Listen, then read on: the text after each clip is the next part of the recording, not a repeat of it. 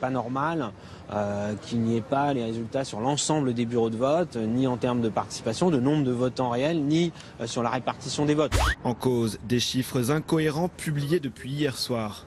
Un exemple, sur le site de la Haute Autorité de la Primaire, à gauche, les résultats à minuit 45 et ceux publiés ce matin avec 300 000 votes comptabilisés en plus. Les pourcentages, regardez, c'est incroyable, ne bougent pas d'un iota entre minuit et 10h30 du matin. Je vous le dis, Jean-Pierre, c'est impossible, ou alors c'est encore plus dur que de gagner à l'euro-million.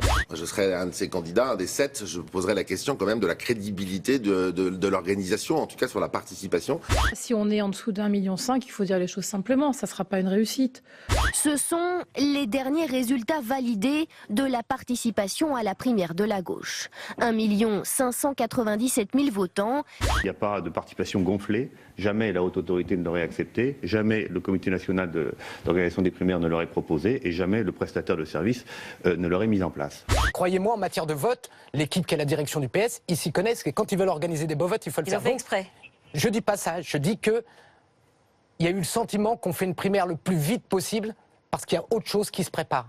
Benoît Hamon crée la surprise et s'impose dès le premier tour de la primaire. Benoît Hamon propose la dépénalisation, la légalisation des drogues douces. Il n'a pas voté toute une série de textes en faveur de la sécurité et de la lutte contre le terrorisme. Moi, je défends l'autorité, la sécurité. Je voulais rouler un gros pétard pour fêter ça, mais j'aurais des problèmes avec le CSA. Finalement, j'ai juste vous rouler un patin.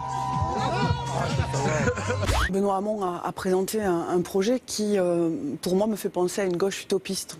Benoît Hamon, peut-être que c'est pas crédible ce qu'il dit, mais au moins, il a mis des idées neuves sur la table. Est-ce que la gauche renonce à gouverner?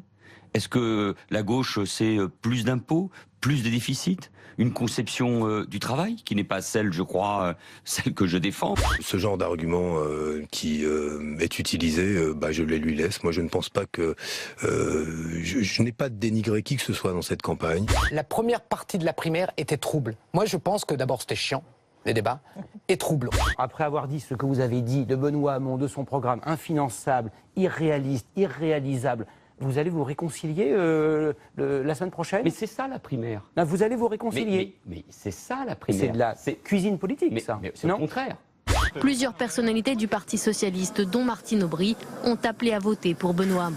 Pour moi, un grand honneur que celle qui a été la grande ministre du Travail, qui aura fait les 35 heures, la couverture maladie universelle, la loi exclusion, les emplois jeunes, m'apporte son soutien aujourd'hui.